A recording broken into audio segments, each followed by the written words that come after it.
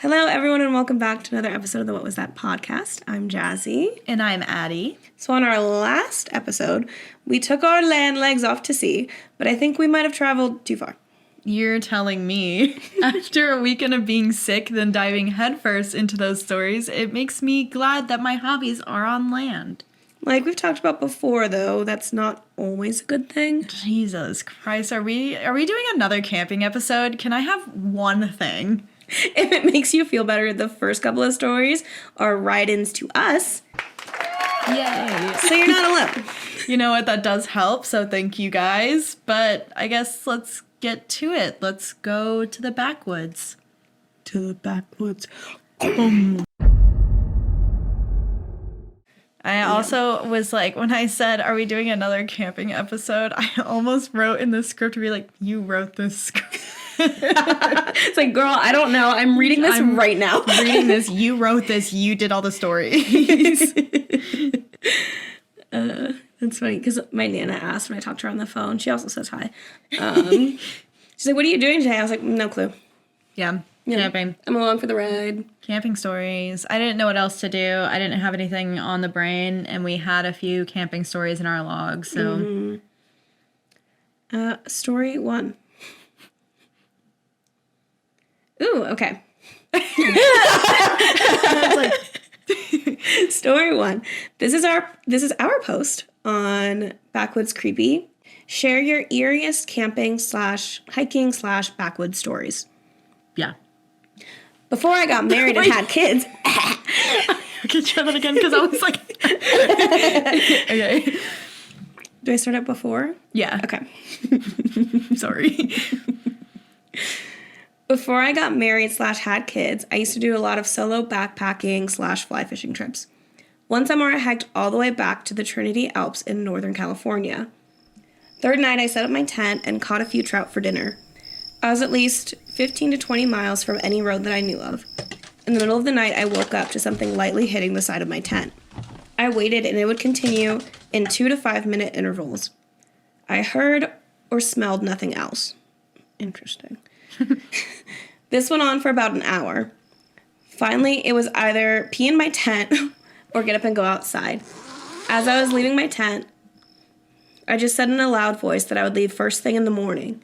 No idea what it was, but the thing stopped hitting the tent. In the morning, at first light, I got up and packed. There were 30 or 40 small stones and pine cones next to my tent. I was camping in a small meadow with no trees above my tent. I just packed up and left, no idea what it could have been, but it was definitely throwing debris at me. Ooh. Sasquatch or some shit kids. Yeah, or well, probably, yeah, but I don't know. It's shit kids being 15 or 20 miles off trail. That's a far. It's like when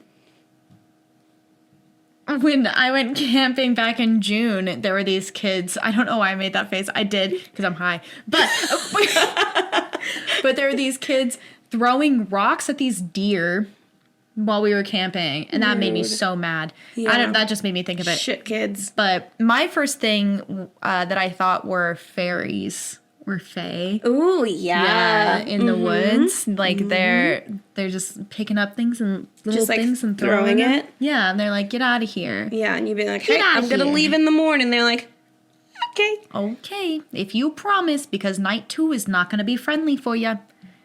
Yeah, that is terrifying. This is one of the reasons I would never go backpacking or camping by myself. No, not by myself. Yeah, I see a lot of people who, I mean, on social media and whatnot, and I have friends who have gone and backpacked by themselves, and I just I'm too much of a little scaredy cat to do it. I don't know how you do it. I can't even go on a hike by myself. So, Yeah. I'm too much of a weenie. What if something goes wrong? I've seen 127 hours. Yeah. You know? Like, There are that's so not... many me walking on a completely flat, completely packed. It's paved. There's a Starbucks at the beginning. Yeah, it's going around Sloan's Lake. Blur it out. But that's how it freaks me out because you truly never know if something's going to happen. My biggest fear is, like we've talked about, getting stung by a bee because I've never been, It's not my biggest fear. It is a big... I've been stung by a bee recently. Insert photo here. I got stung on the forehead. But I don't know if I'm allergic to them. Yeah. So I'm scared that if I get stung by a bee and nobody's there, I'll go into anaphylactic shock and I'll die on a trail. Or a man will attack me. Those are both very valid fears. If you want to try the bee thing, I know someone with bees. I'm scared to. That's fair. It doesn't feel good. No, I would assume not. It makes me instantly angry. Yeah. I would assume that. Yeah. It's a stinger going in your skin. Yeah, especially when it just like bzzz. No. Yeah. So. Fuck that bee. But yeah, being 15 to 20 miles off of a road by yourself. I don't. No. I don't absolutely not. That sounds like a horror movie. That sounds like a nightmare. If anything goes wrong, what are you going to do? You sprain your ankle. What are you going to do? Has anybody seen Yellow Jackets? Has anybody seen Yellow Jackets? Yeah. The frog couple. If you know what I'm talking about, you know what I'm talking about. You really know what she's talking about. Things can go wrong. Very fast. Even if you're just having a nice time. Nope, with you're frogs. Just giggling, joking around, talking about frogs, smoking some weird man's weed. Yeah. And all of a sudden, yikes. One thing leads to another. Yeah, I think it is interesting that it stopped throwing. Sasquatch is a good idea too, like you said. Yeah, if it's like little things. Because granted, I'm no Sasquatch expert. But all the documentaries that I've watched to bring up Bettina in this episode, they're throwing larger things. Yeah. Yeah. I was kind of thinking that too at the beginning because I thought of this book that I read of Sasquatches. Sasquatchians. Yeah. With the plural of Sasquatch. They were throwing boulders, massive boulders at their house, completely demolishing their house. So big ass things. So the little rocks and pine cones is what makes me think of fairies. Right. Because they're like, yeah. And they said that they heard or smelled nothing else. Yeah. And with Sasquatch, there's yelling that they do, and then apparently they also smell I would awful. assume. So living out in the woods. Just big, hairy, not showering.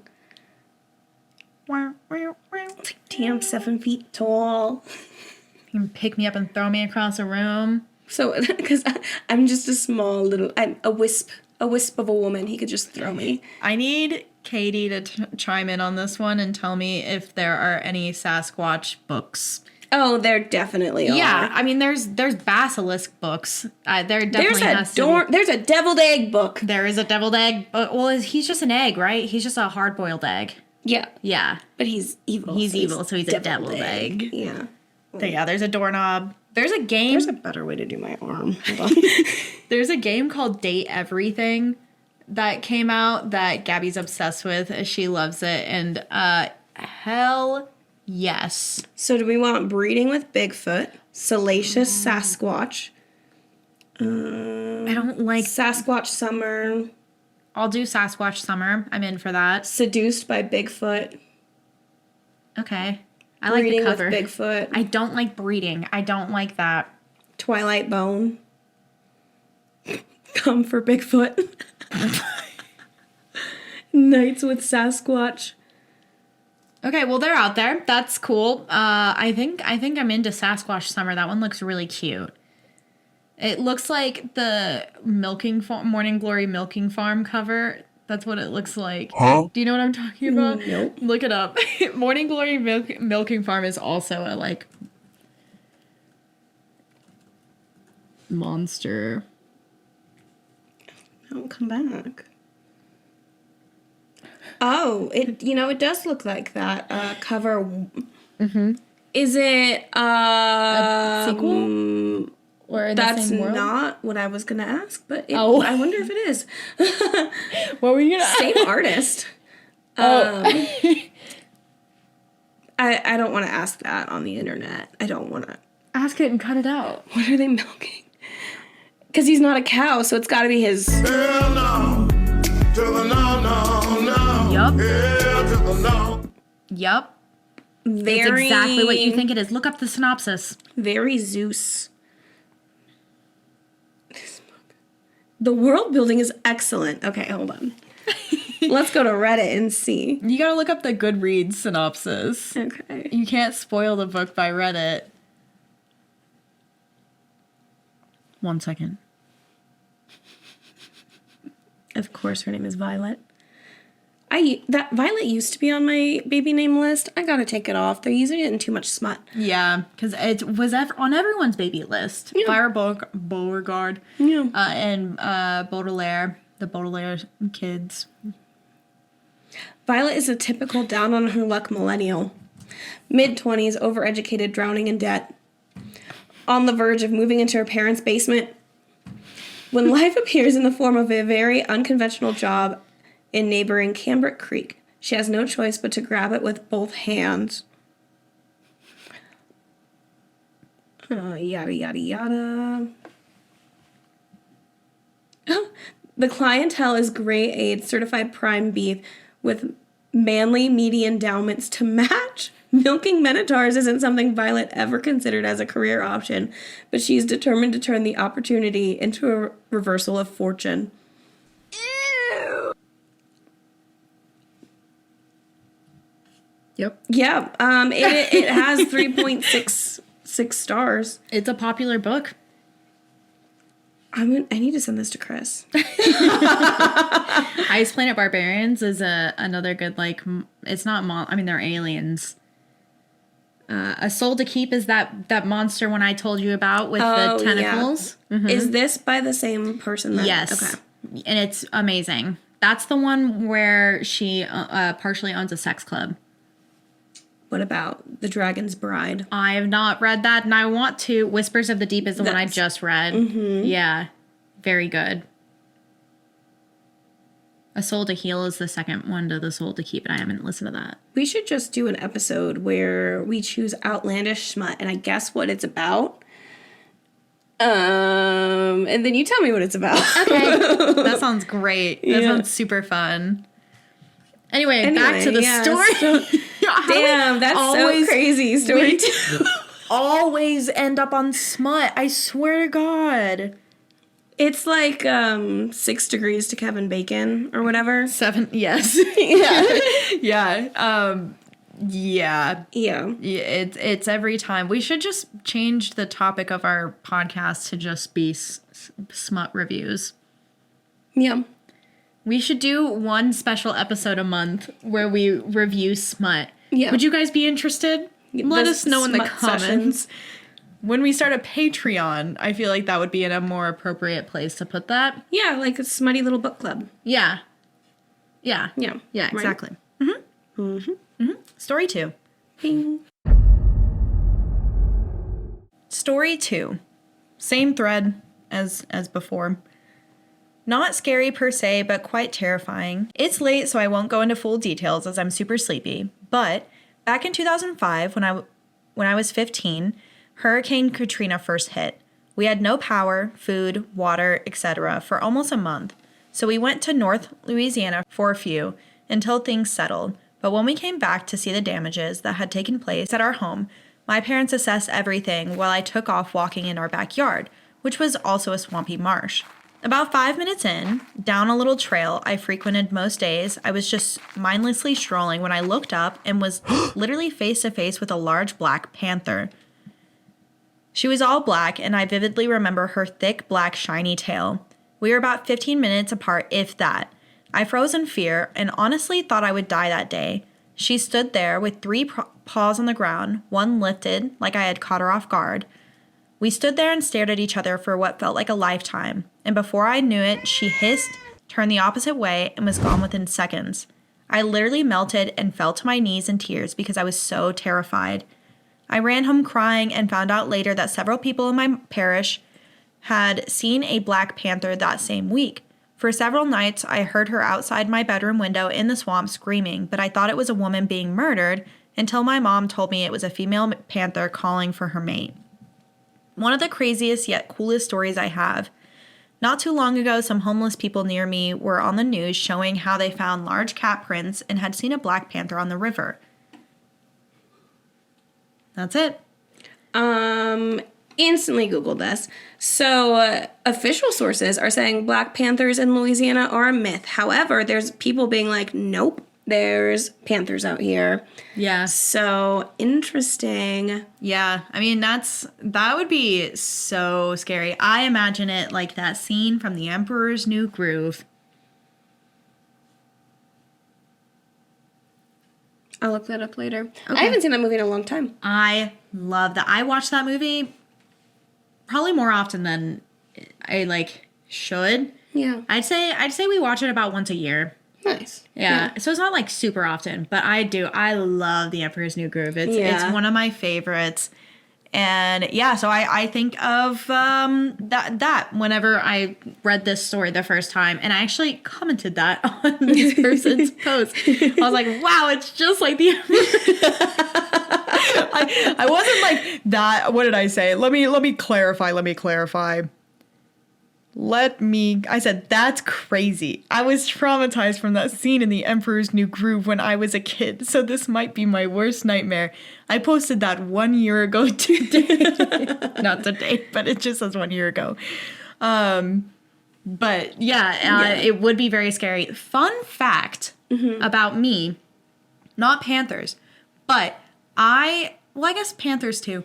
I had one of my hyperfixations, my special interests when I was a kid were big cats. So I loved everything about like leopards and cheetahs and lions and panthers, but specifically leopards. Yeah. I got really into leopards and cheetahs for a little bit, but I got really into leopards when I was a kid, and we had to do these like big presentations over different animals that were in like different areas of the world, and I did mine on leopards, and I made this giant cutout that was like flip-floppable because leopards can come in like multiple different coats. Yeah. But I did one side was a black leopard and the other one was a like spotted leopard. Yeah. It was really cool. Okay, so that's it. No, questions on this. Is there a genetic difference between black and spotted, or it's just... No, from what I remember, I think it's just like where they're regionally found because they like fit their regions. So I could be wrong, but I think like spotted leopards are found in like like a more like jungly areas, and then like the black panthers are located I don't remember leopard. Now I'm gonna look it up. Black and spotted.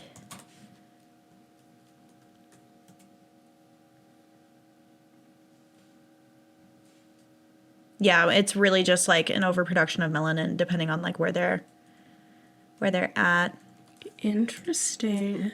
Yeah. Do you remember when... I'm trying to remember where it was at. There was a lion spotted, quote unquote, but it was a dog with a haircut. No. I need to find where that happened. That's really funny. But yeah. It turns out to be a dog. Yeah, no, I don't remember where it was at. But yeah, it was a dog with a haircut and a woman who wasn't wearing all of her glasses at that time. And she was like, there's a fucking lion in the streets. And so everyone rushes there and they're like, actually, just a dog, as it turns out. That's really funny. So I'm wondering, could something like that have happened here? Or because it was just Hurricane Katrina, what's the zoo situation there? And what's the exotic animal situation there? Yeah. Because it could be someone's exotic animal that got out. Yeah, Tiger King. Yeah, literally. Where was he? What was he up to? Yeah. His friends. Yeah, where's the panther pal, you know? Yeah. Anyway, that'd be scary though. That'd be like hiking, except panthers are way bigger and way more agile. Yeah, that's like absolutely terrifying to run. And like, yeah, because I imagine panthers are like silent because mountain lions are silent and you don't know that they're there. Yeah, and they're like black, so if you're walking amongst a bunch of trees and it's kind of dark out, there's no way you can see them. Yeah. But yeah, I was thinking about I would be terrified to be hiking and see a mountain lion. Yeah. So let alone a panther. Yeah. Poop out of my butt. Yeah, that's it. Here you go. Maybe it'll be scared of me now because I smell like. I'd be like, never mind, I don't want that. I think that's one of the that's hungry. tactics you're supposed to do if there's like an animal. Just like. I thought it's if there's a man. Also that, an animal. Yeah. Said what I said. Can you spot the difference? Yeah, just like shit your pants. Some of them seem big. Some of them pretend you're dead. Easiest way to avoid all of that. Don't go outside. Yeah, stay inside. Be very indoorsy. This is the start to my agoraphobia. Story 3. Unsettling camping experience. Some water. That's a good idea. My throat is like... I don't have all of my voice today. All that hooping and hollering. Did I tell you my hand hurts? Dumb. From, I know exactly what I was doing. When people were singing karaoke at the bar we went to, I was pounding my fist jovially. Hell yeah. Right here specifically. Yeah. Is that sore. checks out. Yeah. Yeah. Mm-hmm. But some people were really getting it. Unsettling camping experience. All right, so I've decided to share this story just in case anyone has a similar experience. In the summer of 2023, I was camping with my family in Beaver Creek Campground in Montana for a few nights while visiting Yellowstone. The first night there was the most unsettling experience I've ever had. My mother, stepfather, and his brother had all gone to sleep around midnight, while I stayed up for about an hour by the fire. It was pitch black when I decided to snuff out the fire and head to my tent to sleep. After about 20 minutes laying in my tent, I began to hear sniffing noises immediately outside of my tent. Fearing it was a bear, I was frozen. This continued for a while until I heard familiar breathing and shaking noises of that of a dog. I relaxed, supposing nearby camper's dog had wandered. I stopped hearing the dog after a while, but then I heard footsteps walking around our campsite and the sound of a large stick being dragged on the ground. Then I was frozen in fear again at the possibility of a stranger walking around our campsite in pitch darkness. Suddenly, an obvious camera flash had gone off right in front of my tent. I was frozen solid in fear. Later, it felt as though an animal or a person had laid down and cradled in the corner of my tent. I felt the presence for about 5 minutes, and kept feeling as if something was lightly fidgeting with the corners of the tent. Still frozen, I prayed for this to stop. But then I was forced to make this person, or whatever, acknowledge my awareness of the situation when I sensed another's touch on the zipper of my tent door. I called out loudly, "Who's there?" My stepdad awoke and called out to me while I was too afraid to open my door. 10 seconds passed, and I knew he was out of his tent with a gun. Then I emerged. However, there was nothing there, and after I called out, I didn't hear or sense any movement going away from the campsite. All the while, my mom and stepdad have the dog on their tent, which reacted to nothing the whole time. I slept in the car the next 2 nights, and nothing else happened. Anyone else have weird encounters like this in Montana, near Yellowstone, or in general? Thank you for reading my story. You are welcome. Ew. I hate that, and I would also have slept in it. I'd be like, let's leave. Yeah. I Why are you don't need still to sleep in the car. Leave. Let's just go. Yeah. Absolutely not. This is my worst nightmare. I feel like whenever we go camping, I'm always super hyper aware of the sounds going on outside of the tent because I am so terrified of something coming up in the middle of the night and doing something. I don't know what, but doing something. That's also another reason I love camping. I want so badly a tiny little trailer. Yeah. Because I hate getting up in the middle of the night to go to the bathroom because I go to the bathroom a lot. Okay? Yeah. I have a tiny little bladder. And I have to go to the bathroom a lot. That's the worst part. It's scary. It's dark. It's scary. It's dark. It's the middle of the night. No one knows you're going. No one knows. I literally, I get up. I tell Quentin. He goes right back to sleep. He's not waking up until 6 in the morning, and I'm in the closet on the floor covered in a rug. He doesn't know. He doesn't know what's going on. He literally will just go back to sleep. So I get up and I go to the bathroom, and it's like 1 or 2 in the morning, and it's dead silent, and it's usually like really, really dark unless there's a full moon. And even when there's a full moon, it doesn't Even make then, it it's any creepy. better. No, because then like, you can't see everything. And then I also think about, like, I was like, other people can see me peeing. Because I don't go that far. Yeah, like, I'm not in the middle of the night. No. I'm not going very far. And I know you're not supposed to do that because that attracts animals. But at the same time, I'm scared. I'm not trying to get snatched by a little flesh pedestrian wandering in the woods and not deer out there. Mm-hmm. The spot that we went to recently, there's a big open field behind it, and when we were sitting out there at night, I kept looking over at Katie, and I was like, "Do you see anything out there?" Because it was a full moon, so you could see everything out there, but it was like shadows and stuff. I don't like that. So I literally I kept looking over it, and I was like, "What is that? What is that?" I don't like that. Yeah. So when I got up to go to the bathroom at like 1 in the morning, I was looking out at that field the whole time I was peeing, and I kept thinking about, I was like, what if I just see something like start running out of the wood? Oh, God. Oh, I'm like trying to pee. You're and just like, shit, I gotta get. Yeah, no, I literally was like, like watching and listening to every single noise that I could hear. Yeah. I can't. I'm like such a hard sleeper. So when we went camping and you guys were like, oh yeah, did you hear the coyotes last night? No, I didn't. And I was alone in my tent, like farthest away I could get from everyone else. And I was like, if that was something coming to get us, I would have had no clue. Yeah. I don't like it. I don't like it. I would have woken up if I heard something. Yeah, me screaming after getting my flesh ripped apart. Yeah. Because I wouldn't have woken. Until it was like in your tent. I don't know. You know what's also really creepy? People, like the missing 411 stuff, and also just the idea of people just like going missing in the middle of the night. Mm-hmm. Because then there's no noise at all. No. It's literally like you're asleep and then you're gone. Yeah. And who knows where you went. If it's anything like weapons, you went to, spoiler alert, a basement.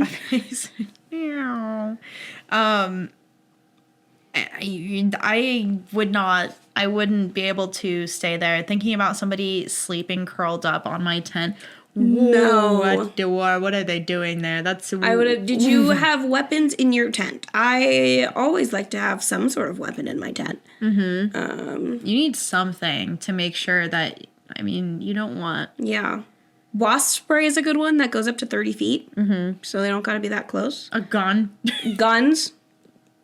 Goes up to 30 feet. They don't got to be that close. Can go even farther, some of them. Yeah. Yeah. Yeah, so for sure. That's what you need when you're bring camping. both of those. Just like double it up. Yeah. Start spraying. Yeah, you don't even know what's going on. Spray wasp spray into their wounds. Yeah, start like... Oh, I meant spraying the gun. Also, okay. you do both. Yeah. That way they're extra wounded. Because I imagine that doesn't feel good in your eyes or your bullet holes. Eee. Yeah. Ugh. Yeah, I don't like this. This story makes me all icky feeling. Ew.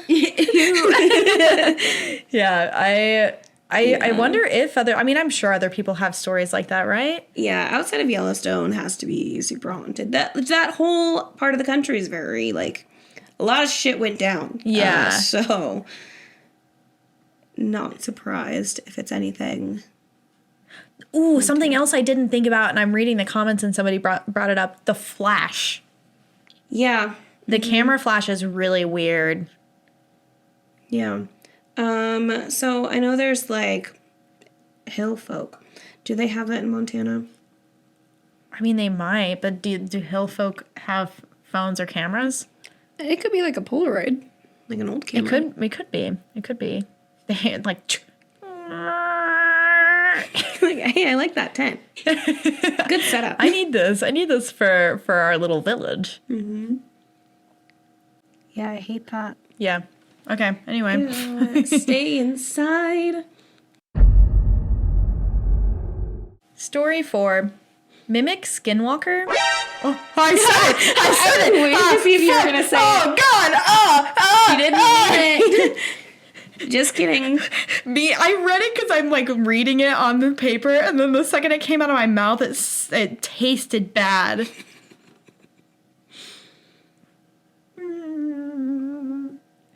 It's fine. I only said it once. It's like Bloody Mary. You have to say it 3 times. No, just kidding. That used to scare me so much as a kid. I saw somebody talk about how they knew that they had OCD because and this is, I'm like, I've never had an original experience in my entire life, but they were like, whenever they first heard of Bloody Mary, and even after that, they would go into the bathroom and they'd be unable to. Ooh, I just got a weird noise in my ear. That was weird. It was like, Enhance the audio. if it comes through on the mic, I hope it does. But when she learned about Bloody Mary, she couldn't go into the bathroom and like look in the mirror because she was afraid that she would think it 3 times in a row while looking at the mirror. Yeah, I did that. Yeah, I did that a lot. I still do that. Like I like look in the mirror and I'm like, don't think about it too much. Mm-hmm. I'm a grown ass woman. Yeah. Yeah, it's I Just in case, who am I to tempt it? exactly. Why would I do that? So now I'm gonna. Yeah, even now I'm like, how many times have you said it? Yeah, I know. That's why I'm like thinking about saying the flesh pedestrian thing. Now I'm like, okay, well, I'm not gonna be able to sleep the rest of the fucking night. Every time I hear anything, I'm just gonna think of that. So that's cool. Yeah. Anyway, mimic or flesh pedestrian. My strange encounter in northern New Mexico. So a little backstory. My friends and I have been hiking and backpacking around the area many times, at least once a year on a good long multi-day backpacking trip. A few times in the same location, and other than car problems and sometimes friends not bringing the right gear, we've never had any issues. This specific trip was about 6 miles in, 6 miles out, up to a lake with about 6,000 feet elevation change. Yeah. We did it in October, so we were preparing for extreme cold, potentially below freezing at night. There were only 3 of us, and we were all geared up for this. I was probably the least geared up out of the trio, and I knew I'd be perfectly comfortable. So we began to trek in. Took us until the end of the day, and we... My mom's calling me. Woo, woo, woo, woo, and whoop, up it down. Mommy. Hello? What are you doing? Recording the episode? What are you doing? I'm sorry. I forgot. That's okay. You good? Yeah, I'm just struggling. Okay. I keep kicking things over. I'm getting hooked on things. Oh, no. My big, juicy booty is hitting stuff. Okay, you ready? Yeah. So we begin the trek in. It took us until the end of the day, and we got to the lake no problem. We set up camp and just enjoyed ourselves to the sounds of nature. We had some MREs and a couple of pints of whiskey. Pints? A couple of pints? Of whiskey, nonetheless. That's a lot. At the end of the night, we all settled into our sleeping quarters, myself in a small tent, my friend in a hammock right next to me around the fire pit, and our other friend some distance away from us in another tent. Now, it's important to note that my friend in the hammock was camped right next to me, maybe 10 feet away, while our other friend was about 100 feet away or so. I had trouble sleeping, and I was restless. Even though I was warm, I kept getting shivers. I was frequently tossing and turning in my sleeping bag, which I just attributed to the cold. I didn't think anything of it at this time, and eventually I began to drift to sleep. The forest around was quiet, with the occasional sound of insects buzzing or a bird taking flight from a tree. But that's when I was awoken from the sound of my friend's voice, clear as day. I was groggy and a little confused as to why he was waking me up, but I clearly heard him say my name, help me. I immediately froze as he sounded really desperate and said, my name again, help me. Then before I got the chance to speak, I heard the voice again. My name, help, I have to pee. Then he laughed in a way that sincerely only my friend does. It was a giggle that I've known since we met many years ago, and so I responded, haha, fuck off, I'm trying to sleep. I thought that he was just trying to be funny. Thinking back on it, it would have been out of character for him to wake me up to pull some stupid joke like that, but I was half asleep and wrote it off. Although I knew something didn't quite feel right about it, I decided to just ignore him and let him do his business. He persisted. "Help, I need you. Come out here." I just mumbled about going back to sleep and to just go if he needed to. My memory's a little foggy as to how we conversed back and forth and what exactly was said, but afterwards I noticed he hadn't made any noise to leave or go pee or get back in his hammock, which I found odd again, but I brushed it off as nothing. Once the voice had been gone for a while, I assumed he had quietly gone on and gotten back to his hammock. I realized I had to pee badly and wasn't going to get any sleep until I did, so I got out of my tent and immediately walked over to his hammock to pull the same stunt he had on me, calling his name in a joking manner and waking him up to let him know I was there. But when he woke up, he was immediately thrown off by this. That's when I told him I was just going to pee like you had told me you were going to a little bit ago. Maybe 15 minutes had passed, not enough time for someone to get back in their multi-layer cold weather hammock, set up, and fall deeply asleep again. Not to mention, he hadn't made a sound since our conversation stopped. He asked me what the hell I was talking about, and I asked him over and over if he was just outside my tent. He swore up and down he had been asleep since he laid down that night and never once got out of his hammock. That's when I felt the real chills go down my spine. Whatever had been outside of my tent asking for help in this high-pitched, mocking voice that my friend would sometimes joke with was not him. I told him, "Oh, okay." It was nothing then, and I proceeded to go pee, keeping my eyes on my surroundings the whole time. Eventually, I was able to get back in my tent, warm up, and get drowsy enough to sleep, even though the events that had just transpired terrified me to my core. I am well aware of the lore of the areas around northern New Mexico, and I wouldn't be the first of my friends to go missing without a trace. Huh? What? Had I opened my tent and followed that voice that night.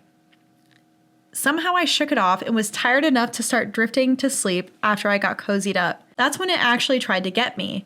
That half-awake state between sleeping and awake. You know, the place where you suddenly feel like you're falling and get jolted awake? Except this time I wasn't falling. Something had grabbed onto my tent and was dragging it at what felt like 50 miles per hour across the forest floor.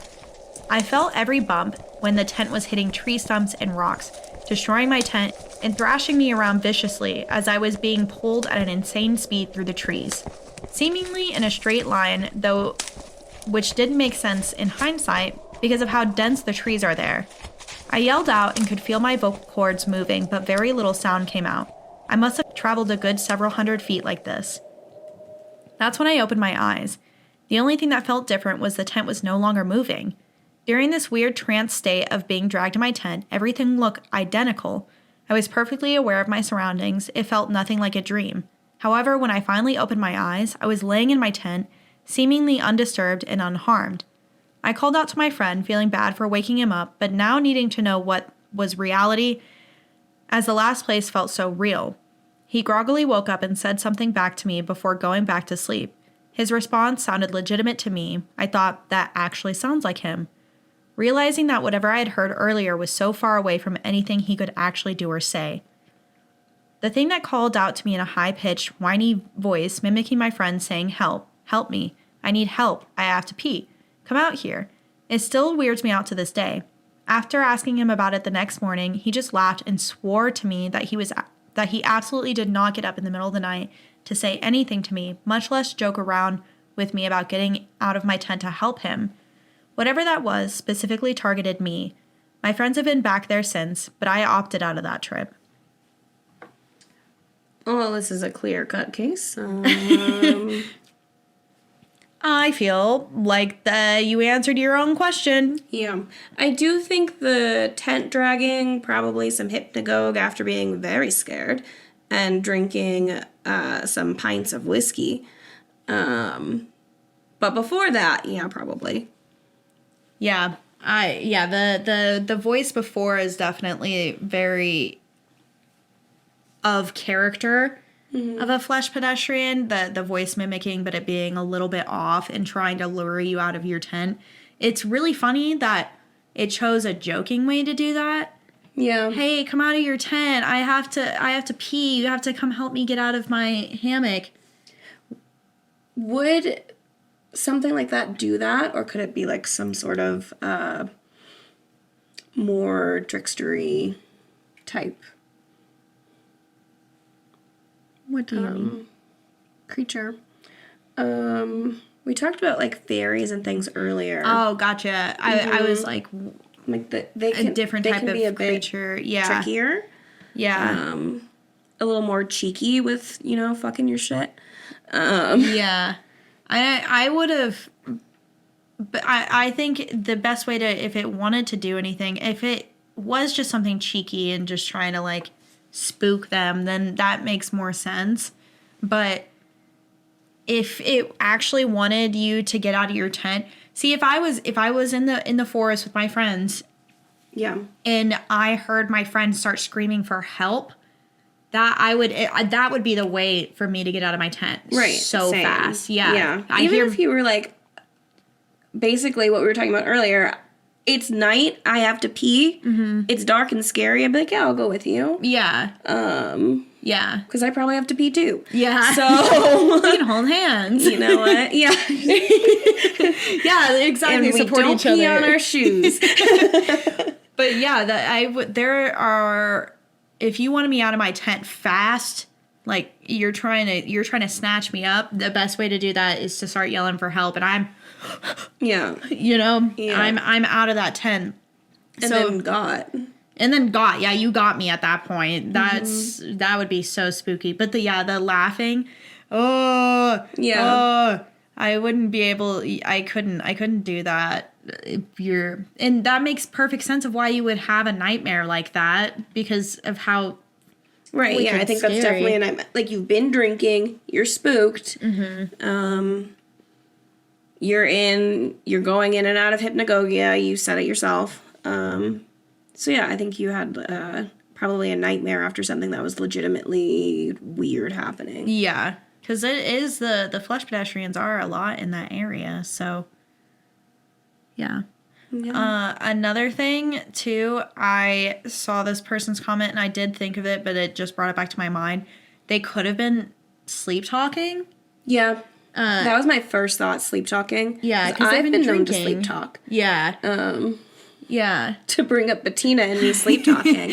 I have reoccurring dreams where my soul is being, like, signed into a book and stripped down to hell. It's the Catholic Guild. And for a while, I was like having a lot of those dreams. And then Bettina and I went to Salem. We stayed in Rockport, but we were visiting Salem. And I had one of those dreams that night. And so her and I are sleeping, and she just hears me like, having a nightmare. And she's like, "Are you good?" And I was like, "No." And then I didn't respond at all until like morning. She's like, "Hey, I didn't like that. Don't do that. That was weird." And I was like, "Oh yeah, I had another dream where I was going to like sign like my soul into this book, and I really didn't want to, but I don't remember how the dream ended." And she's like, "Hey, so I don't like that. Stop doing that." Yeah. So yeah. Yeah. But I don't remember talking to her at all. Yeah, and that's the thing. It could have been that with this person, and I see they commented, and they're like, I lived with him for 10 years, and he never has sleep talk before. But I'm like, Okay, are you like sleeping in the same room all the time though? yeah, and also, again, like he's been drinking pints of whiskey. Pints of whiskey. Like, were you passing the pint around? Or were you just like, everybody get a pint and whoop? Because that's a lot of whiskey. Ooh, after the got weekend that we questions. had, I cannot think about drinking. Makes my mouth salivate. Yeah, it's something weird definitely did happen. Yeah. Not the tent, though. Creepy stuff happens in the middle of nowhere. Yeah, that's why you stay inside, you guys. Stay indoors. Yeah, become indoorsy. Be like us. Actually, you go outside.